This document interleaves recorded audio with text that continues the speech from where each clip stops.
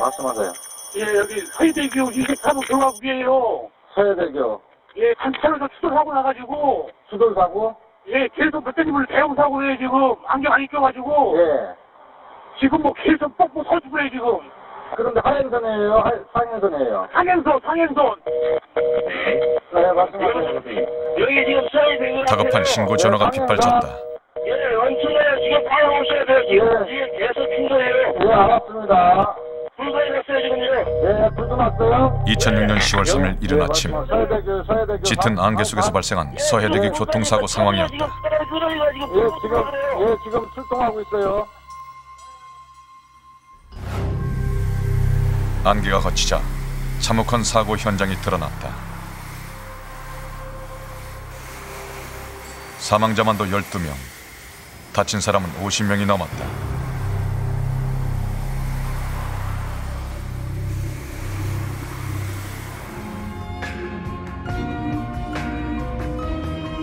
그날 서해대교에는 무슨 일이 있었을까? 그리고 이 대형 참사가 우리에게 남긴 것은 무엇일까? 2006년 10월 3일 이른 아침 서해안 고속도로 상행선 25톤 화물차 한 대가 달리고 있었다. 운전자 이 씨는 서울로 향하는 중이었다. 당시 고속도로에는 짙은 안개가 끼어 있었다. 그는 빨리 일을 마치고 추석을 맞아 귀향할 생각에 젖어 있었다. 25톤 화물차 앞쪽 1톤 화물차 한 대가 달리고 있었다. 운전자 김 씨는 예선에서 일을 마치고 집으로 돌아가는 길이었다. 그 역시 짙은 안개로 시야 확보에 어려움을 겪고 있었다.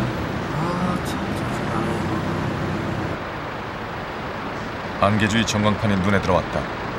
서해대교 남쪽 진입 지점이었다.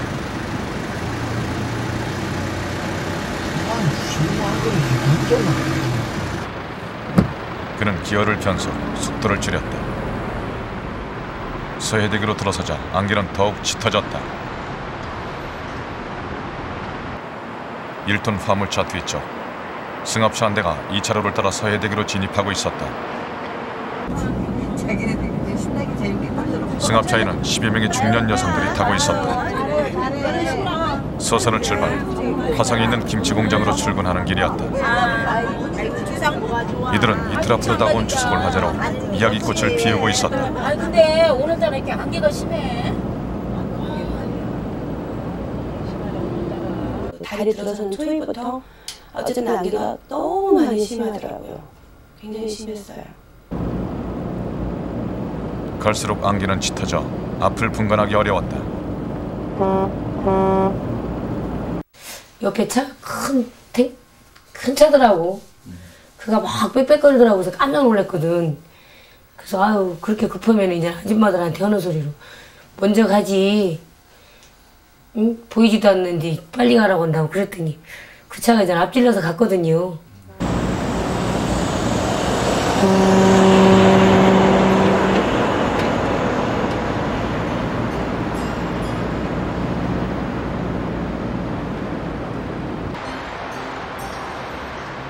승합차를 추월한 트럭은 앞서가던 1톤 화물차 뒤로 접근하고 있었다.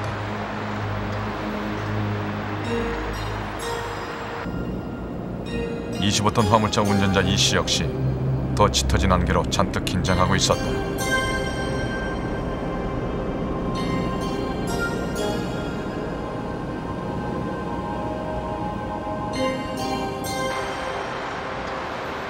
(1톤) 화물차는 이제 서해대교 중방부를 넘어서고 있었다.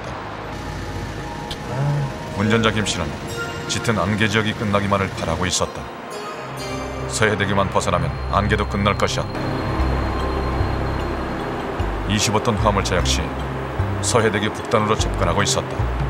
다음 순간이었다. 안개 속에서 운전자 이 씨 앞으로 어떤 물체가 나타났다.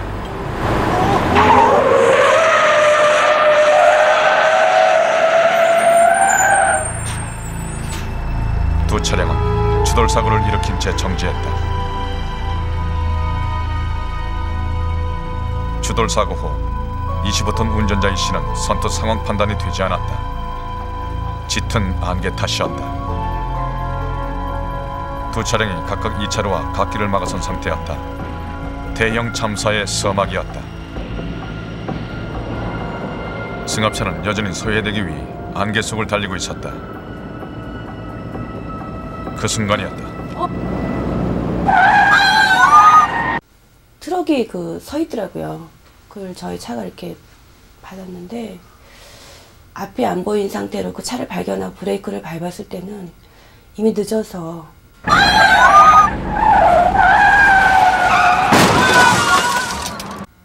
차가 뭐 바로 앞에 가도 거의 안 보일 정도예요.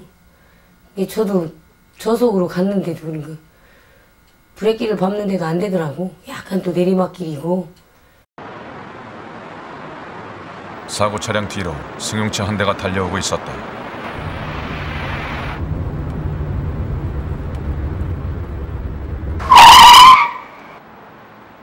승용차 운전자는 다행히 승합차와의 추돌을 모면했다. 그러나 안도의 순간도 잠시. 뒤따르던 택시가 승용차의 뒷부분을 추돌했다. 그리고는 연이은 추돌로 이어졌다.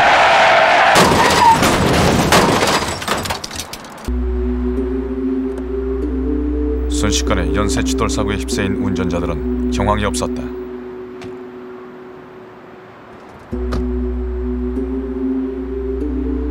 짙은 안개 속에서 우왕좌왕하고 있었다. 그 순간 대형 화물차가 1차로로 진입했다.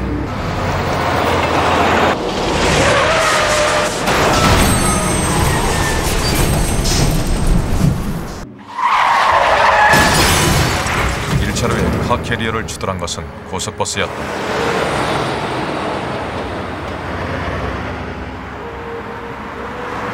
(3차로를) 달리던 또 다른 1톤 화물차가 정지하자 그 뒤를 대형 탱크로리가 덮쳤다.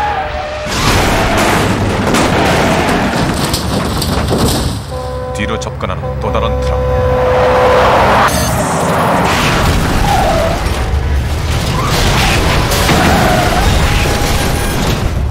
뒤따르던 또 다른 대형 트럭. 그 차량 역시 사고를 피하지 못했다. 그것이 전부가 아니었다.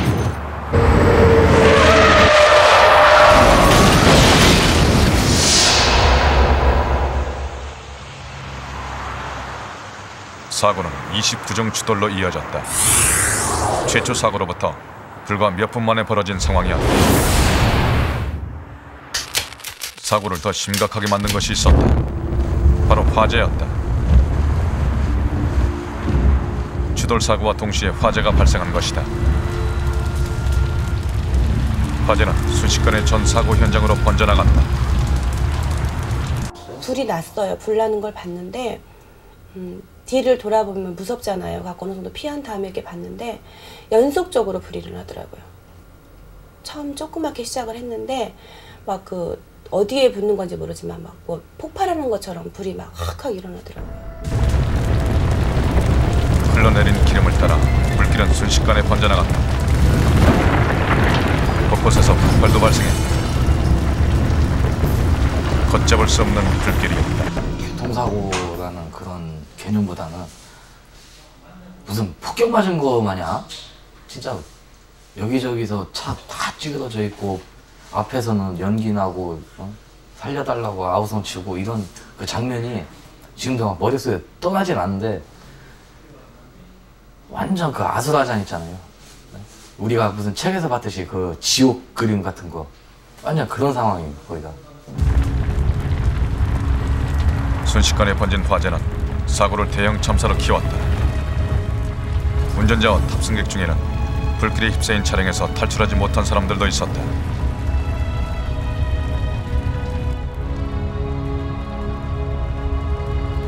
(2006년 10월 3일) 추석을 이틀 앞둔 개천절 아침, 서해대교 위 상행선은 비극의 현장이 되고 말았다.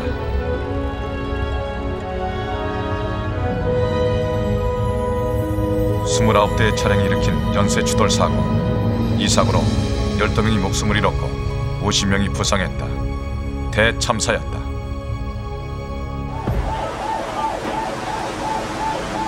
사고 직후의 수습 현장. 이 현장에서 또 다른 문제를 발견할 수 있다. 23톤 화물 차량. 바퀴는 완전히 파손되었고 차체는 분리된 채 수습되고 있다. 이렇게 된 것은 바로 속도 때문이었다. 이번 서해대교 사건에서 가장 피해가 컸던 차량이 23톤 트럭인데요. 23톤 트럭은 1차적으로 앞에 선행해 있던 이 탱크로리 차량을 충격하고 그 앞에 있던 또 23톤 차량을 재차 충격을 가했거든요. 그 충격을 가해서 그 차체가 다 완전히 분해되는, 그러니까 이 차량 앞머리 부분도 분해됐고, 그다음에 이 적재한 부분이 분해되었고, 결국은 거기서 엔진이 드러난 현상이 나타났는데요. 그러니까 이런 거를 다 종합해봤을 때 충돌 당시의 속도는 90에서 100km 정도였던 것 같습니다. 안개 속에서 과속으로 달려온 23톤 화물 차량은 엄청난 충격을 가했다. 운전자는 사고 당시 현장에서 사망했다. 왜 이 차량은 마지막 순간 속도를 줄이지 못했을까? 엄청난 피해를 일으킨 서해대교 29종 추돌 사고.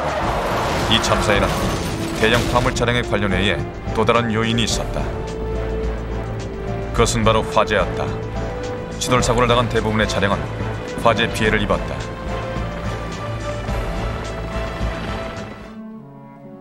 사고 직후의 피해 차량들, 하나같이 형체를 알아보기 힘들 정도로 부서졌다.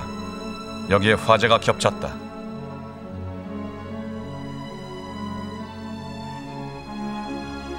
차량의 위부뿐만 아니라 내부까지도 완전히 타버린 모습이다.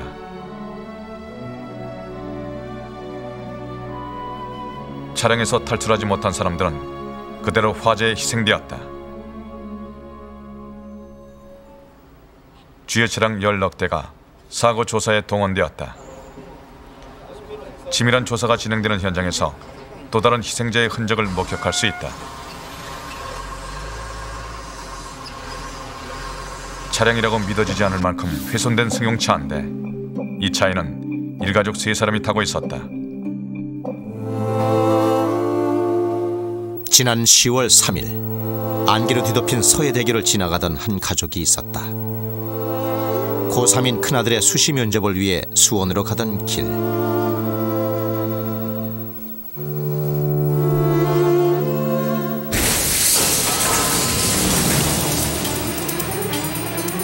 사고는 그때 일어났다. 60여 명이 사상한 초대형 29종 추돌 사고.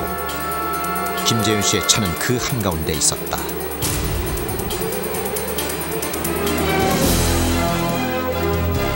모든 것은 순식간이었다. 차는 불길에 휩싸였고 옆에 있던 아내와 곧 대학생이 될 아들은 그 자리에서 사망했다. 김재현 씨는 병원으로 옮겨졌지만 목숨을 장담할 수 없는 상태.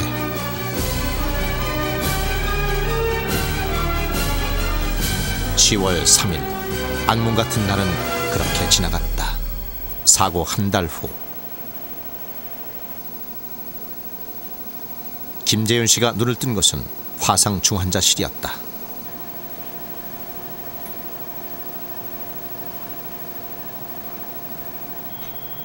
얼굴만 빼놓고 온몸을 뒤덮은 3도 중화상. 불길은 피부를 지나 내장 기관까지 파고들었다.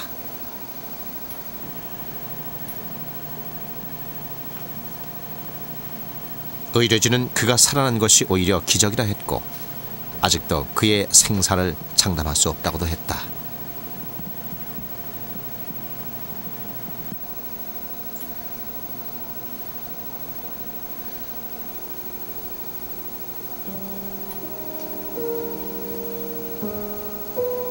혼수 상태에서 깨어난 지 보름여. 의식은 돌아왔지만 그의 기억은 아직 사고 당시에 머물고 있다. 갑자기 솟아오르는 불기둥, 곧이어 들려오는 사람들의 비명소리. 의식이 돌아오면서 잠이 들 때마다 그는 사고의 악몽과 마주하게 된다.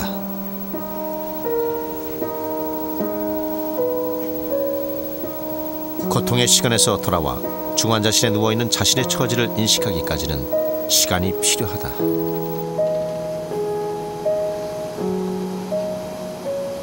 근데 여기 어딘지 아세요? 여기 어딜까요? 여기가?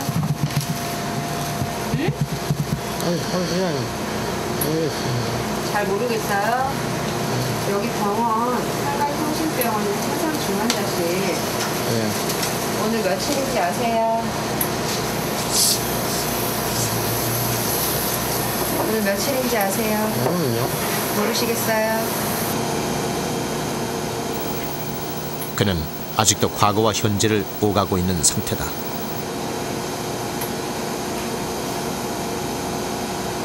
꿈을 꾸시면 뭐가 불이 탄다든지 뭐 불이 나서 도망간다든지 이런 꿈 많이 꾸시고, 깨어나셔도 뭐 천장 같은 데 계속 보고 있으면 천장에서 뭐 불이 붙었다든지 이런 꿈 되게 많이 꾸시니까 그 자체가, 저 누워있는 자체가 현재한테는 되게 무서운 공포죠. 다음 날 김재윤 씨의 피부 이식 수술이 있던 날,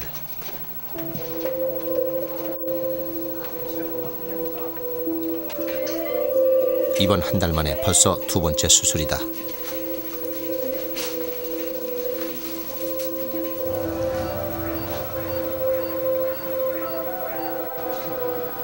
세 시간여 만에 수술이 끝났다. 하지만 앞으로 또 몇 차례 수술이 더 기다리고 있을지는 아무도 장담할 수 없다. 얼마 전까지만 해도 76% 화상 환자의 생존율은 거의 제로에 가까웠다.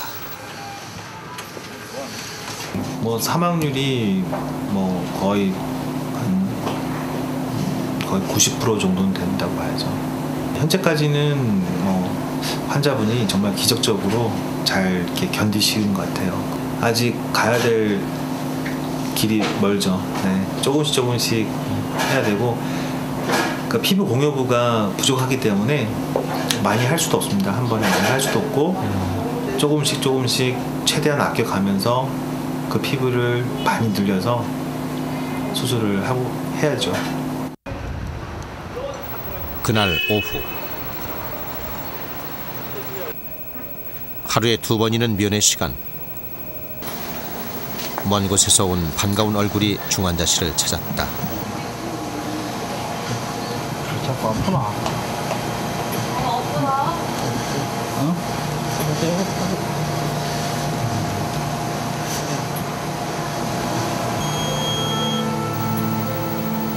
포항에서 올라온 김재윤 씨의 형 재열 씨.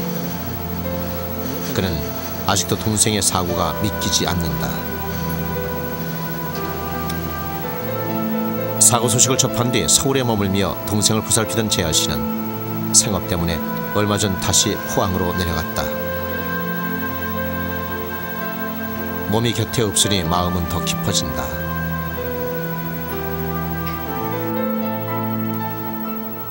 중환자실 앞에는 또 한 명의 가족이 기다리고 있었다. 재윤 씨의 조카 철우 씨. 그는 사고 직후부터 이제껏 병원 업무며 문병을 도맡고 있다. 그런데 오늘따라 왜 그의 얼굴이 더 무거운 것일까? 뭐 어떻게 고민하고 계세요? 지금 삼촌이 어느 정도 이제 의식이 있으시면서부터, 그래도 지금 일반 사람처럼 뭐 의식 100% 있다는 건 아닌데, 그래도 조금 본인 의식을 찾으시면서 이제 문득 판본이 엄마 이야기를 꺼낼 때가 있거든요. 어딨냐고 이렇게 한 번씩 물어보면은, 갑자기 그렇게 물어보시면 저도 가슴이 덜컥 내려앉죠.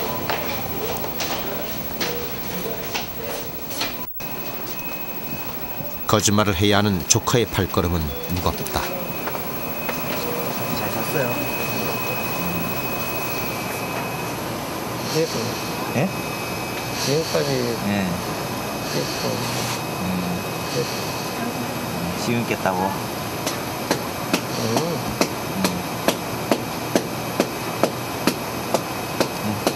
치료하고 네. 사진 찍고. 아, 치료하고 사진 찍고. 나가려고. 금방 나가야지. 의식이 명료해 보이던 재윤 씨가 조카에게 느닷없는 얘기를 꺼낸다.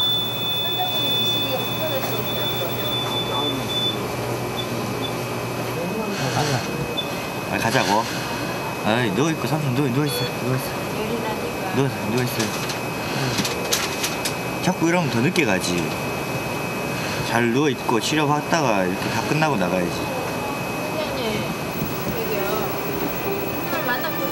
말은 그랬지만 삼촌의 마음을 잘 알고 있는 철우 씨는 가슴이 내려앉는다. 삼촌이 무엇을 원하는지 그는 알고 있다.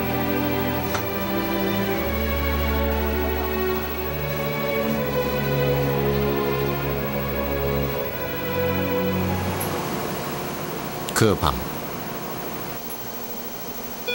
재윤 씨의 의식은 오늘도 사고가 났던 서해대교 부근을 떠돌고 있었다.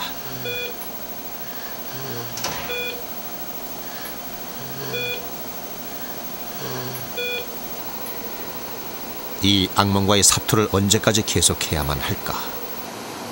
이제 가장 좋은 방법은 일반 환자들 같으면 재우는 게 답이거든요. 근데 재우게 되면 화상 환자들 같은 경우 무슨 문제가 생기냐면 뉴모니아 아니 폐렴 같은 게 많이 생겨요. 근데 폐렴 같은 게 생기게 되면은 이제 뭐 기관삭관 해야 되고 인공호흡기 달아야 되고 환자 이유가 안 좋은 경우가 대부분 있습니다. 결혼한 지 20여 년 정말 금술이 좋았던 부부였다. 넉넉하지는 않았지만 큰소리 한 번 내본 적이 없던 부부 사이였다. 슬하에 형제 둘을 두고 단란하게 살던 가족. 착한 사람 김재윤. 그것이 집이나 회사에서 불리워지던 그의 이름이었다.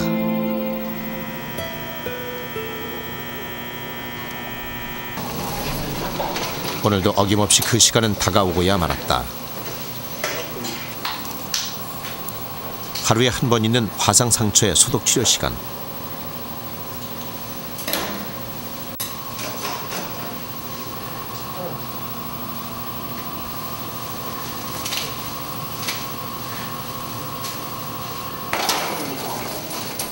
수술보다 더 힘든 것이 소독 시간. 그래서 재윤 씨는 하루 한 번 중환자실 나서는 것이 제일 무서운 일이라고 했다.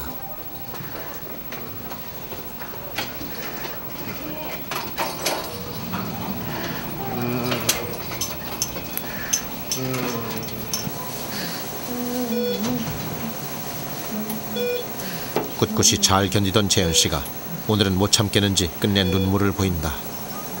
고생 많으셨어요. 네, 기운 내시고 내일 또 봬요.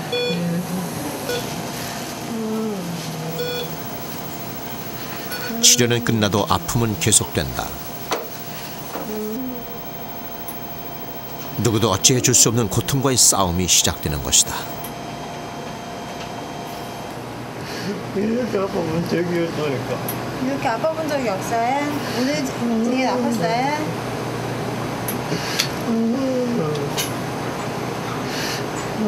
김재훈님, 여기 진통제 이거 진통제거든요? 이거 좀 빨리 틀어드릴게. 조금 더 있어 보세요.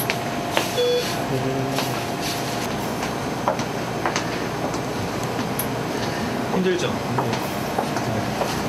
이렇게 아파가지고 하기 생각할 수 있나.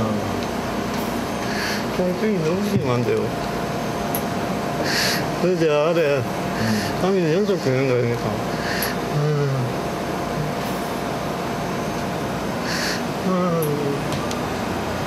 그래도 치료는 해야 되잖아요. 매일 이걸 재윤 씨를 위해서 매일 하는 거죠.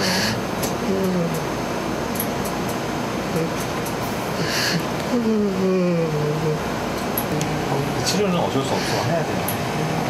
예? 치료는 무조건 해야 돼요.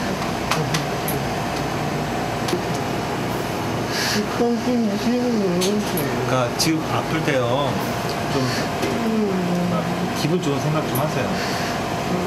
예전에 행복했던 생각 좀 하세요.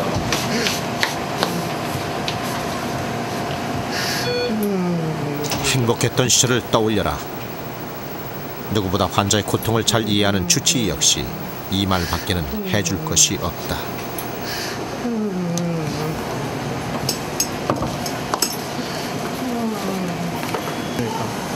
저 들어갔다 오는 게 어려워요. 그게 제일 힘드세요? 네. 어려워요.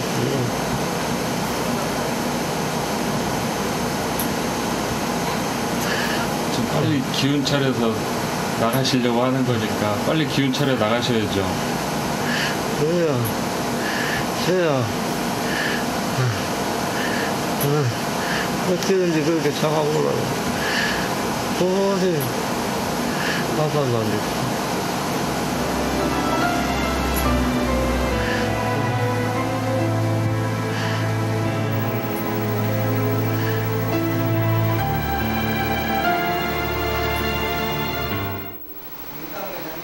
면회 시간. 오전과 오후 하루에 2번 만나는 삼촌인데 보관해야 된다고? 다른 사람한테 이야기할까? 철호 씨는 요즘 들어올 때마다 부쩍 더 힘들어하는 삼촌을 만나게 된다. 눈 감아보세요. 눈 감아야 삼촌. 말은 안 꺼내도 그 이유를 아는 철호 씨의 마음 역시 무거워진다.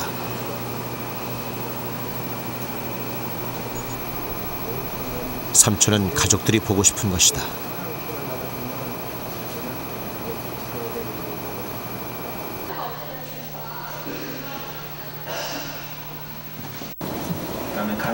지금 사실을 알려도 좋은 것일까? 가족을 찾지는 않으세요?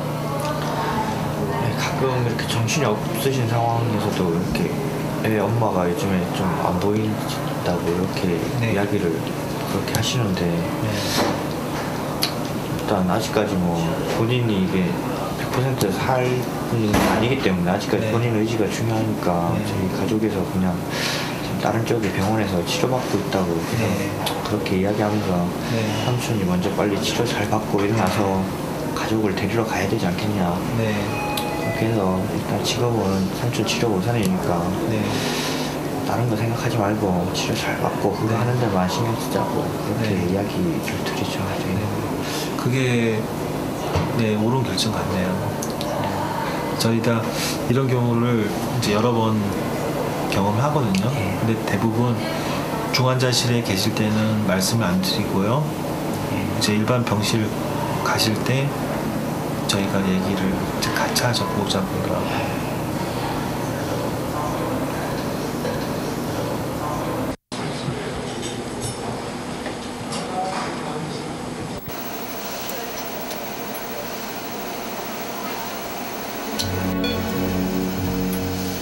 그 사이 재윤 씨는 악몽을 꾸는 시간이 찾아졌다.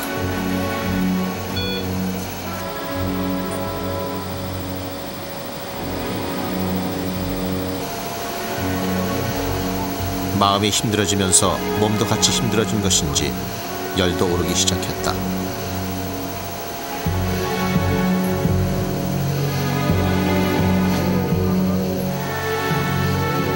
또 알 수 없는 이야기를 꺼내는 재윤 씨. 의식이 흐릿해져 간다.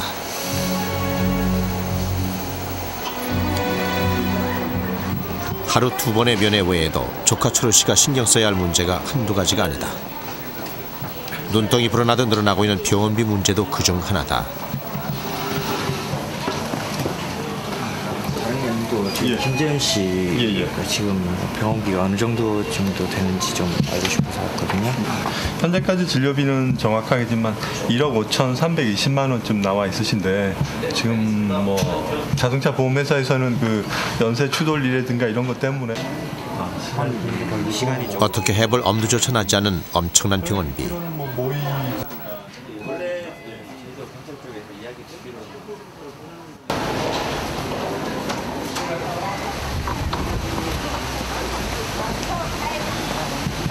병원비가 상당히 많이 나왔네요. 네, 또 한 2주 만에 또 한 5천만 원 또 올라가네요. 거의 지금 2주에 5천씩 나오는 셈이죠. 그런 거 아니에요. 뾰족한 수가 없네요. 경찰 쪽에서 빨리 사건 결과가 마무리돼서 돼서 뭐 보험이 적용이 되면은 좋은데 그 전에 만일 중간 납부를 하게 되는 상황이 오면은 어떻게 다른 방법이 없네요. 해결은 어떻게든 보험 처리를 하는 것밖에는 없다. 철우 씨는 그날 저녁 서해대교 참사 유가족의 모임에 참여했다. 어떻게든 해결 방법을 찾을 수 있을까 기대하고 나갔던 자리. 하지만 유가족들 역시 울분을 터뜨리는 것 외에 뾰족한 방법을 찾지 못하고 있었다. 이슈화를 만드는데 저희가 적극적으로 도와드리겠다는 말씀을 드립니다. 미시령을 가던 한계령을 가던 눈이 많이 오게 되면 통제가 됩니다. 이 서해대교는 우선 구조적으로도 그렇고 바다 위고 긴 다리 위에 안개가 상시 낀다라는 부분은 어느 누구도 지금 이게 서해대교 만들면서부터 문제점으로 삼고 왔는데 여기에 대한 조치가 하나도 없었기 때문에 이런 대형 참사가 이뤄지게 됐습니다. 너무 어렵고 아주 통탄을 금할 길이 없지만 이번 문제로 해서 다음부터는 우리들 같은 가족이 있어서는 안 될 것 같습니다. 그래서 저희는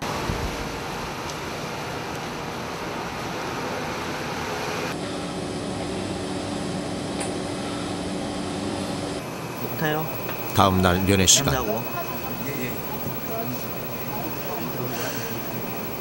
재현 씨는 더욱 불안해하고 있었다. 천천히 이야기하세요. 내일 알아들을 수 없는 말로 자꾸만 누군가를 찾고 있었다.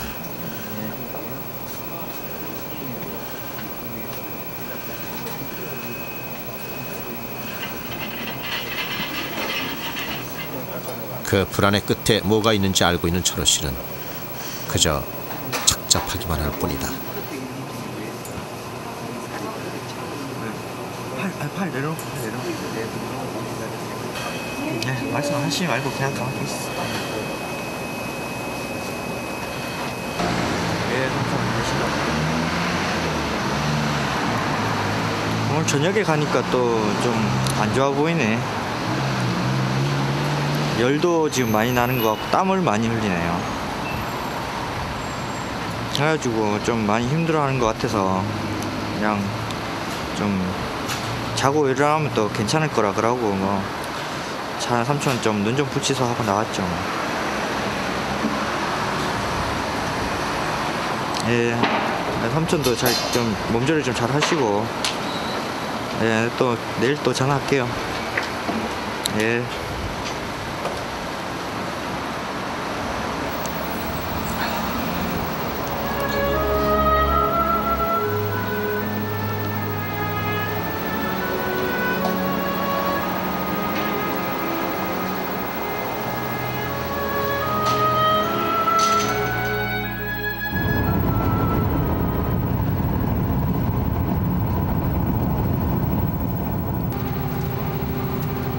철우 씨의 전화를 받고 난 다음 날 형 재열 씨와 의범이는 서울행 버스에 몸을 실었다. 의범이는 거의 한 달 만에 다시 찾은 병원. 면회 전 당부가 거듭된다. 이제 서산에서 학교 그냥 다니고 있고 할머니하고 거의 서산에 있다고 이야기했거든 아빠한테. 그래 아빠한테 다시 이야기하고 서산에서 학교 다니는 걸로 이야기하고 엄마하고 형하고 계속 이제 대전에서 치료받고 있다고 이렇게 계속 이야기하고 있으니까 또 그래 이야기하고 그 전에 이야기했듯이 뭐 그거 안 물으면 이야기하지 말고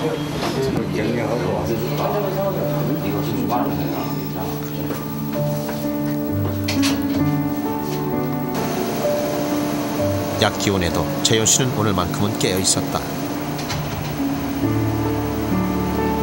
1분, 2분 시간을 재어가며 애타게 기다리는 사람이 있기 때문이었다.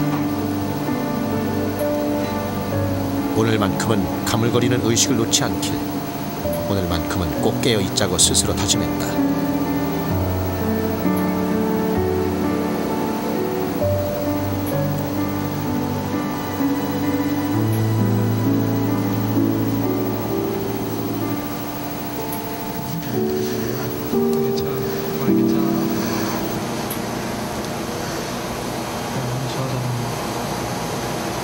이제?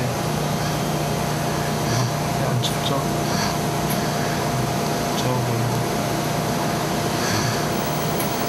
일단 보니까 좋아요. 악몽과 화상의 고통에 시달리던 재현 씨의 얼굴에 오랜만에 웃음이 들었다. 처음 웃는 얼굴을 비추기는 의범이 역시 마찬가지였다. 하고 싶은 말이 너무도 많았다.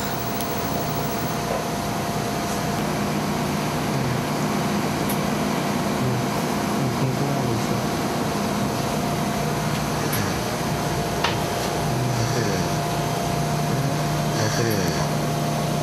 뭐가요?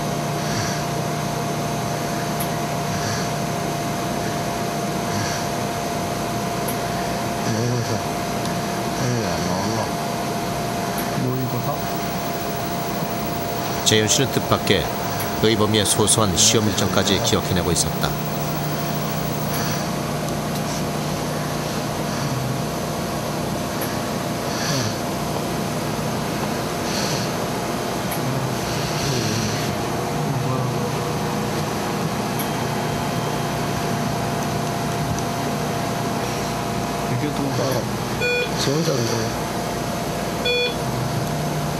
좀 아파서 그래요. 좀 참고 아파. 지장 없을 테니까 걱정하지 말고. 지장 없는데 괜찮아 지금. 코로나만 잘하고 나.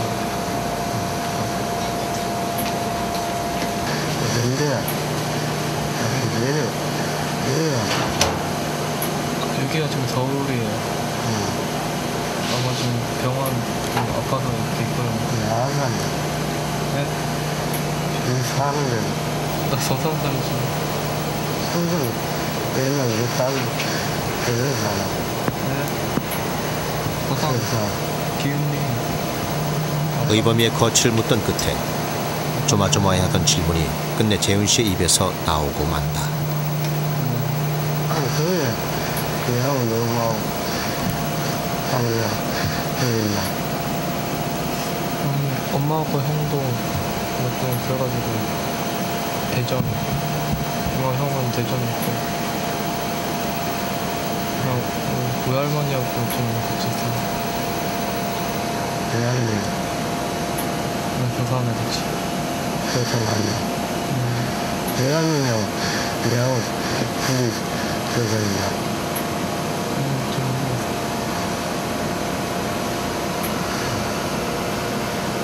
난 다 잘 있으니까 걱정하지 말고.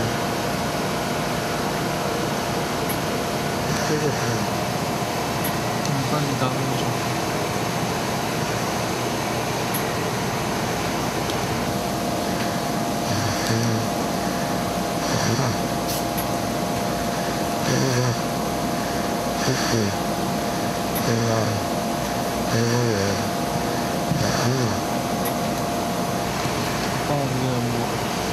빨리 낫겠다 생각하면 빨리 낫는 거죠.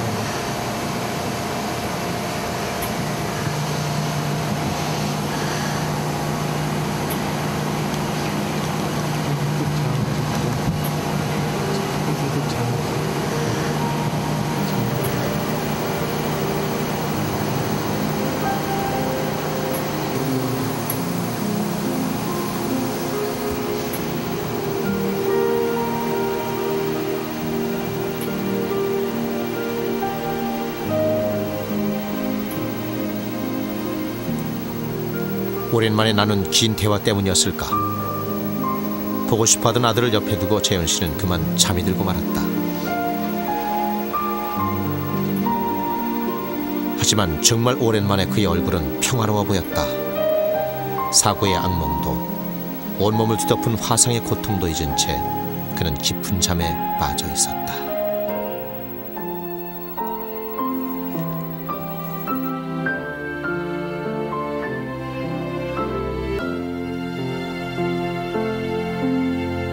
며칠 후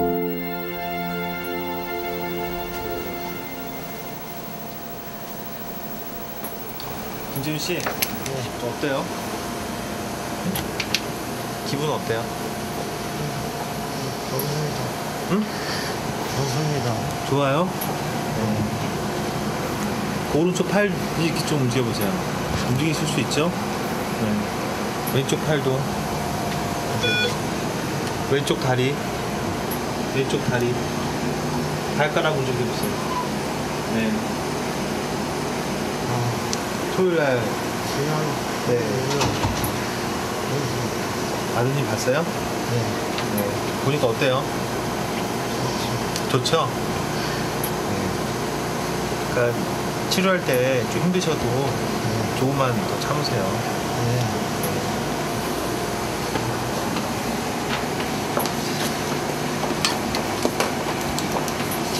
아드님 봐서 그런지 지금 많이 기분은 더 좋아지신 것 같고요. 지금 두 번째 피부 이식 한 지가 지금 8일째인데 수술 후에 좀 많이 좀 체력이 떨어졌다가 다시 이제 수술 전으로 회복이 된 단계고, 지금 피부 이식을 더 해놨기 때문에 그 두 번째 피부 이식 하기 전보다는 더 나아지실 겁니다.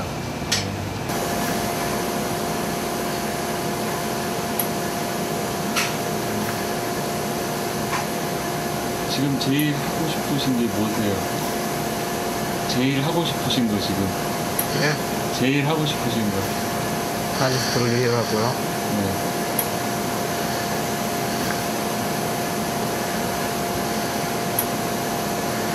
당장 가족들하고 같이 시간이라도 좀 주어져가지고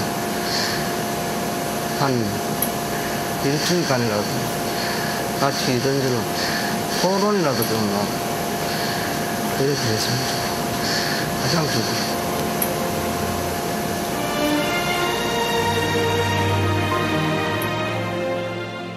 서해대교 29중 추돌 사고.